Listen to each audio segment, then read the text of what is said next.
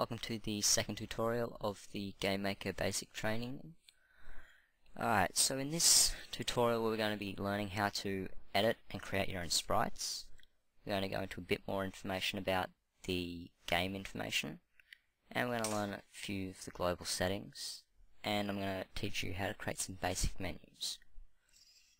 So for starters, instead of going to loading our sprites, we're going to create a new sprite. Now I'm just going to do one of the sprites and then I'll just load them. This one will be our ball. So you go edit sprite. Now previous versions of Game Maker come with a preloaded sprite of 32 by 32 pixels, but the Game Maker 8 edition doesn't come with that nice little package. So I'm just going to start off by drawing that green box. So it looks something like that. So for our ball, we're going to toggle on this little thing here, and that'll show me some pixels. I'm not too sure whether that option is available in the previous editions, but see how you go. So I'm going to draw our circle.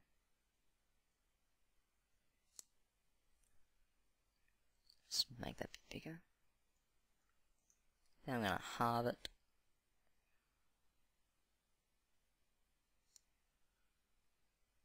And then I'm going to fill it in the bottom. So it looks something like that. And click OK. You can preview sprite there. Now see, like before, I have that green background. So we have this green background here. So in the Game Maker 8, I've figured that if you go to the images option and erase a color, it'll pick that outline color and erase it for you. Like in previous editions, you'll find that option just down here somewhere. Just there. Okay, then we'll just go OK. And that's basically how you do a sprite. I'll show you how to do a background now. So we'll just go edit. Now basic backgrounds, I like to do it at 640 480 to make sure that is off. And just to get into the habit, just click excellent. I don't think it does anything when there's nothing there, but when you get images it's nice to make sure it's excellent quality. And we'll just pick a nice dark green background. And that'll be our playing field.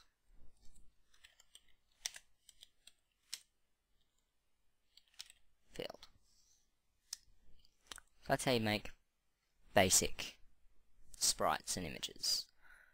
Now because I'm not too good at making audio resources, I'm going to just leave that up to you. You can probably just use some of the resources from the last tutorial for sounds. So I'm just going to go and load up these sprites, and I'll see you in a sec.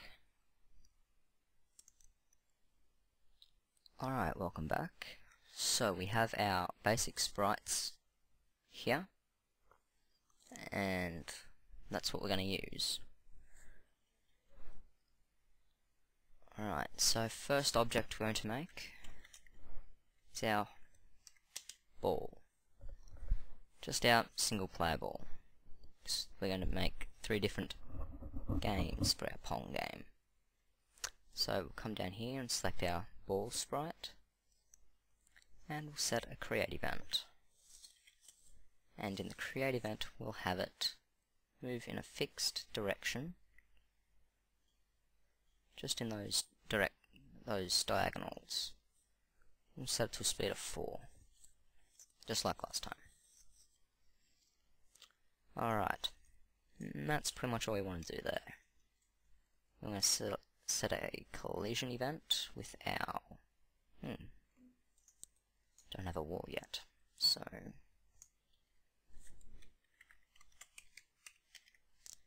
let's make our wall here. Let's make that solid. And I think that's all we need to do there. Yeah.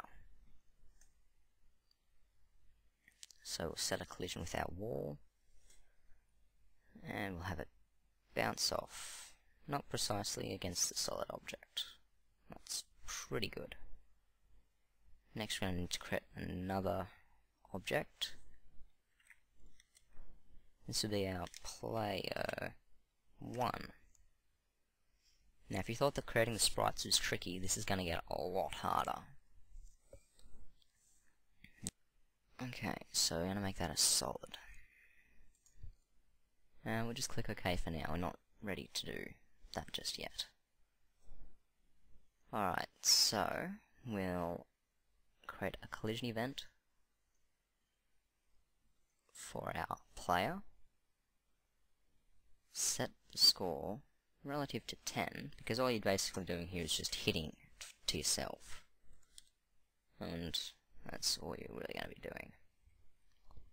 And that's just for the first game though. Alright, then we want it to move, bounce off. Just move that in for you. And then we want it to start moving in those directions at a relative speed to 1. So it's going to get faster very quickly. It's going to be fun. Time for another object. This one will be our player end zone.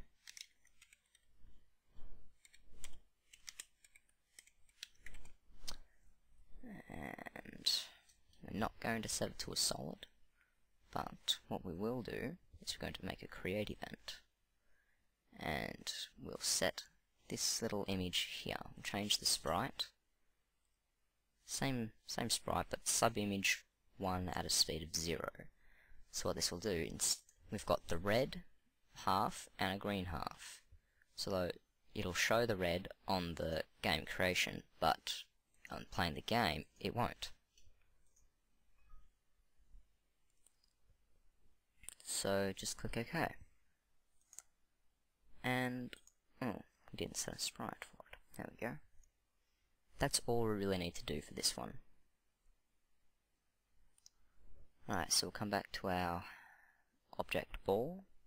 We'll create a collision event with that end zone.